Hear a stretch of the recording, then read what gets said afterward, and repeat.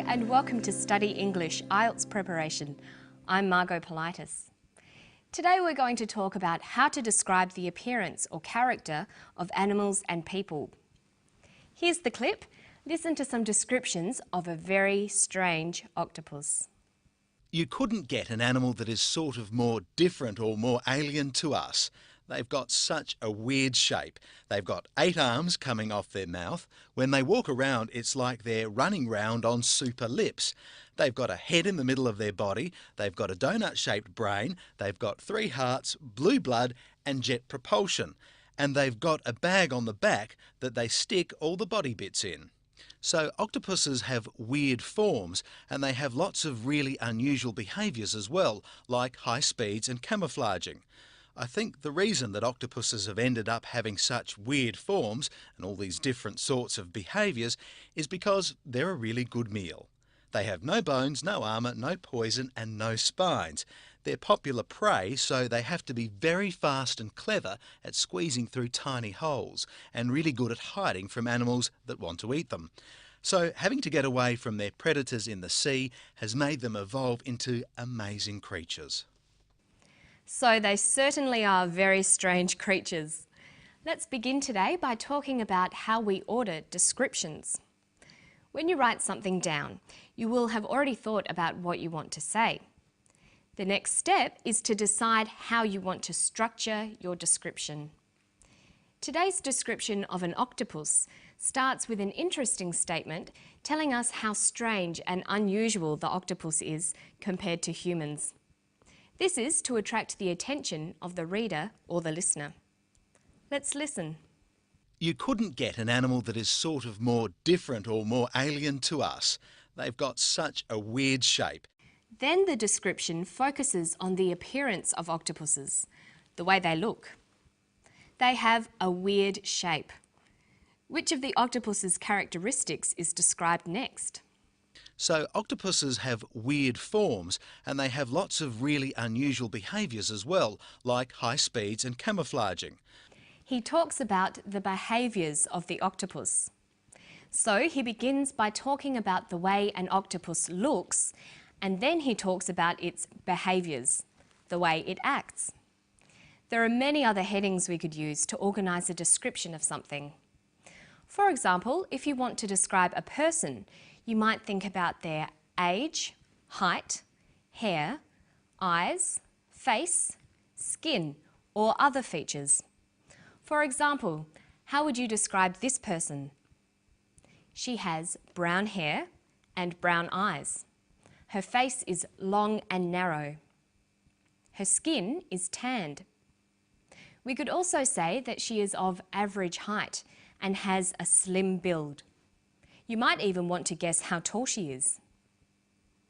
In Australia, we use centimetres to measure height, but many people still use feet and inches to describe height. So we might say she is 5 feet 6 inches or 167 centimetres tall. Have a look at these pictures. Which person has brown hair, blue eyes, a round face and freckles? Well, they both do. Which person is a teenager with long, straight hair and big eyes? Which person is middle-aged with frizzy hair and glasses? You can see that the same person can be described in different ways, depending on what you want to focus on. The more vocabulary you know, the better your descriptions will be. Now, listen for another way of describing a person or animal. They've got a head in the middle of their body, they've got a donut-shaped brain, they've got 3 hearts, blue blood and jet propulsion. The octopus has a donut-shaped brain. There's not many people you could say that about. But when describing things, it can be useful to compare something with a common shape. So a person might have an oval-shaped face, almond-shaped eyes and a pear-shaped body, like this. But what if you don't want to describe the way a person looks? You might want to describe someone's personality or character. Let's hear more about the octopus. They're popular prey, so they have to be very fast and clever at squeezing through tiny holes and really good at hiding from animals that want to eat them. So having to get away from their predators in the sea has made them evolve into amazing creatures. He describes the octopus as fast, clever, good at hiding, and amazing. When we are describing someone or something, it's a good idea to make a list of headings to help organise the description. We can talk about intellect. A person might be clever, wise, bright, smart, foolish, or even stupid.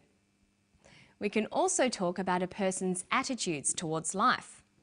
We could say a person is sensible, introverted, extroverted, optimistic, or pessimistic. Or we might talk about their attitudes to people. Are they polite, generous and kind, or are they impolite, greedy and mean? And we can describe someone's behaviour too. Are they positive, interesting and confident? Or are they negative, boring and shy? When learning to describe people, it's a good idea to be familiar with opposites like these. This will help you build your vocabulary very quickly. Do you know the opposites of these words? Cruel, extroverted, courteous, generous, bright. The opposites are kind, introverted, rude, selfish, and stupid. Sometimes it sounds better to use one of the more positive words to describe someone. Mary was really cruel. You could say, Mary was not very kind. I think Kylie is rude. I think Kylie is not always polite. Now let's work on building up your vocabulary about body parts. We'll begin by listening to the clip again. Listen for words that describe the body parts of the octopus. They've got such a weird shape. They've got 8 arms coming off their mouth. When they walk around, it's like they're running round on super lips.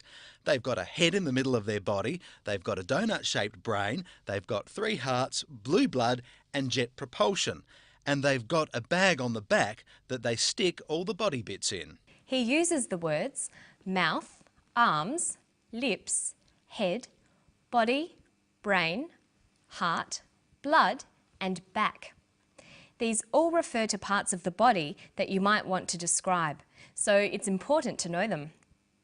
The easiest way to remember large families of words like these is to have a system. You should organise the words by association. For example, you could begin with the face and remember all the words that relate to the face: eyes, mouth, nose. Then you could work on the body and all the words that go with it: spine, blood, bones. And then you can do this for the head, the legs, the arms. Rhymes can also be helpful when you're trying to remember new words. A rhyme that Australian children learn in school is head and shoulders, knees and toes, eyes, ears, mouth and nose. Or maybe you could try to find words with similar sounds and group them together. Practicing them can also help with pronunciation. Some good examples are ch words, chest, chin and cheek, or K sounds, ankle, skull, back and knuckle. Or words that start with H, head, hip, heel, hand, heart. In this way, you'll be able to practice body parts and pronunciation at the same time. And make sure you learn the more unusual body parts as well. And that's all for today. Don't forget to practice all the things we've learned today, and I'll see you next time. Bye-bye.